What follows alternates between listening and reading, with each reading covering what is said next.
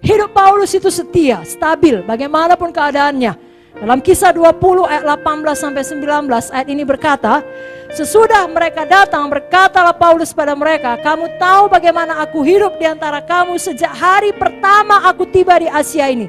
Terjemahan aslinya mengatakan, bagaimana aku hidup di antara kamu sejak hari pertama dan sepanjang waktu aku tiba di Asia ini.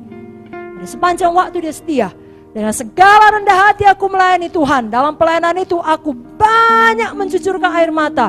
Banyak mengalami pencobaan dari pihak orang Yahudi yang mau membunuh aku. Beginilah dia hamba Tuhan. Menghadapi resiko maut, saudaraku.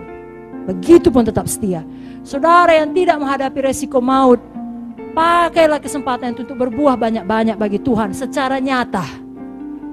Jangan jatuh bangun. Paulus tidak ada jatuh bangun. Sama seperti Musa dapat pengalaman semak belukar yang menyala, dia dapat pengalaman jatuh dari kuda, dia ketemu Tuhan, sejak saat itu tidak pernah dia mundur. Amin saudara. Amin saudara. Mari kita miliki Zoe, sifatnya Tuhan, kesetiaannya Tuhan. Tuhan Yesus setia, biarlah kita juga setia. Tuhan Yesus setia artinya dia dapat diandalkan. Pada masa kesesakan kita berseru kepada Tuhan, Tuhan menjawab. Tuhan gak bilang sebentar ya, aku hitung dulu, hari ini kau udah berdoa atau belum? Oh kau belum berdoa, belum baca firman, gak kutolong kau, gak ada gitu. Kapan kita berseru, Tuhan Yesus setia, dia menolong kita, dia dapat diandalkan. Saudaraku, biarlah saudara dapat diandalkan. Amin saudara.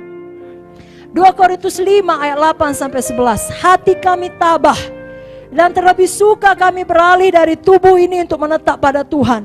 Sebab itu juga kami berusaha, baik kami diam dalam tubuh ini maupun kami diam di luarnya, supaya kami berkenan kepadanya.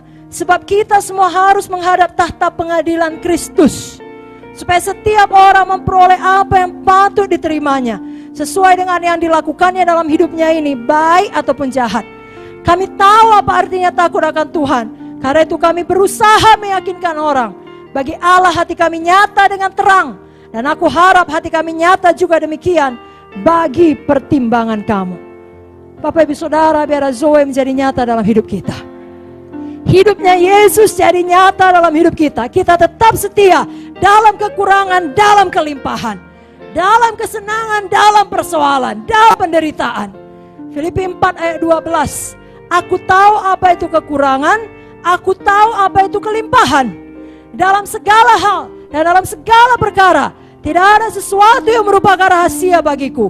Baik dalam hal kenyang maupun dalam hal kelaparan, baik dalam hal kelimpahan maupun dalam hal kekurangan. Dalam penderitaan, dalam stres pun, biar itu jadikan kesempatan untuk mengeluarkan Zoe tadi. Zoe tadi justru menjadi semakin nyata. Karakter apa yang kita nyatakan kalau stres melanda kita? Kalau persoalan datang, kalau penyakit datang. Dalam Lukas 22 ayat 42, ini doa Tuhan Yesus. Ini ayat yang terakhir. Lukas 22 ayat 42, saya bacakan kepada saudara. Saudara semua tahu isinya. Bukan kehendakku Bapa, tapi kehendakmu jadilah. Itu doa Tuhan Yesus. Hematidrosis itu istilah kedokteran. Hematidrosis istilah kedokteran yang menggambarkan seseorang yang berkeringat darah.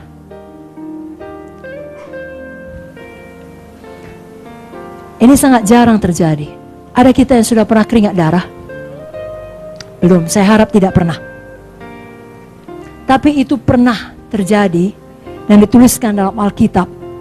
Dialami oleh Tuhan Yesus sendiri. Dan ilmu kedokteran menerangkan itu akan terjadi kalau seseorang di bawah tekanan fisik yang sangat besar atau tekanan emosi, stres yang sangat besar. Seperti yang dialami Tuhan Yesus di Taman Getsemani.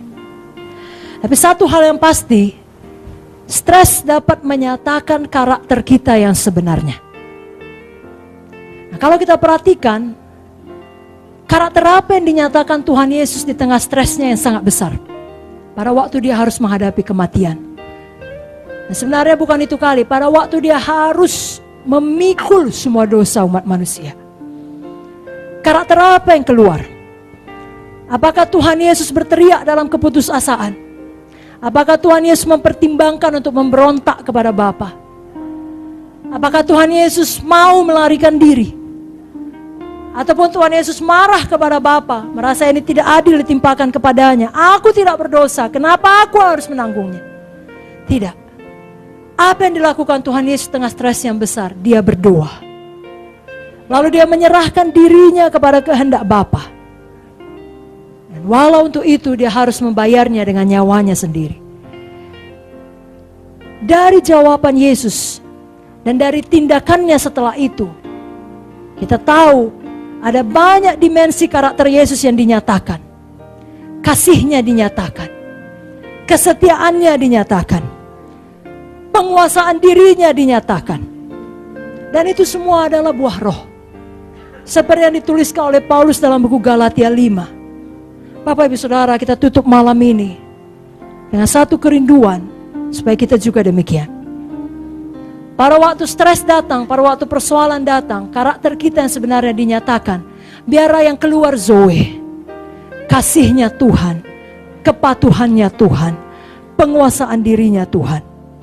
Jangan kalau stres datang yang dinyatakan kehendak daging kita, keluar amarah, keluar percideraan, keluar perselisihan, keluar iri hati, keluar kepentingan diri sendiri. Jangan demikian.